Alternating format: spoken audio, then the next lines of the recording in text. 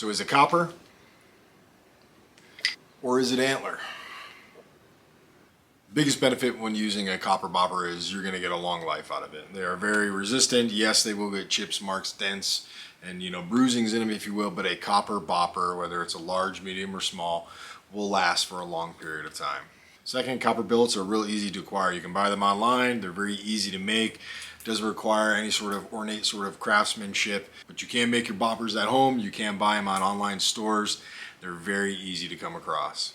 Third reason why boppers are great, you're going to get a universal weight and size if you consistently purchase the same ones or make the same style, which is going to give you a lot easier time napping. You're not going to get inconsistencies in swings. If you use a heavy bopper, it's going to maintain its mass throughout its entire lifespan, and that's a real positive thing when you're learning napping or even if you're years into napping. Consistency is key.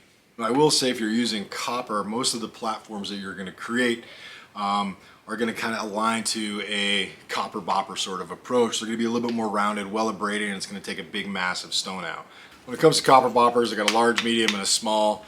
I typically carry, one little travel one just if I'm on vacation or if I'm going out somewhere. I got a little pressure flaker and a little small bopper right there.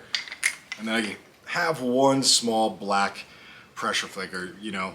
Copper nails are pretty much what most people use, or they'll take copper wire, twist it up. One copper nail, and you got a lifelong pressure flaker. The number one reason why I prefer to use antler is it's traditional. We've been using different bone and antler billets for hundreds and thousands of years. I like that approach. I like that connection to the past by doing it the exact same way. Early hunter-gatherers did it, and in Paleolithic peoples, for me, that's something I seek out and I enjoy. Two, in my pattern of life, through hunting and spending time out in the bush, I actually come across a large number of sheds. And so for me, it is a very easy resource to acquire and shape into the billets that I need for specific tasks, as well as kind of universal billets for breaking down stone. The third reason why I find antler to be a very smart thing to use is you're going to slow down your napping. With copper, because it is universal in weight and size and dimensions, you can typically break through stone. You're always kind of in a rush because it pops stone very easily. With a more traditional approach, that antler approach, you have to slow down. You have to be meticulous with your platforms. You have to really understand what's going on in the stone. If there's small inclusions or little concrete portions or little crystals, you have to really understand what's going on in the stone, take the time to set your platforms up, and really, abrade your edges and understand the sweet spots on that antler billet where you're going to hit it. It really makes me focus on understanding the stone and how I'm striking every single time. I'm just not boom, boom, boom, blowing through it with copper. I look at the edge, I focus on the edge, and really think about where I'm hitting, why I'm hitting, and what are going to be the second and third order effects as soon as I start swinging that billet. One, two. I got a lot of billets, that's all I'm going to say. This guy right here is a piece of moose. This moose is designed for that really big phase reduction when I'm starting out.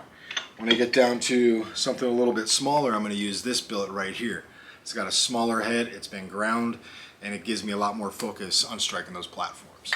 I've got big antler tines, I've got medium antler tines, and I've even got small little antler tines, but it's all really based on that particular edge that I'm looking to address, whether it's putting final flakes on, working and building platforms, or just kind of preparing a different universal edge for some reduction.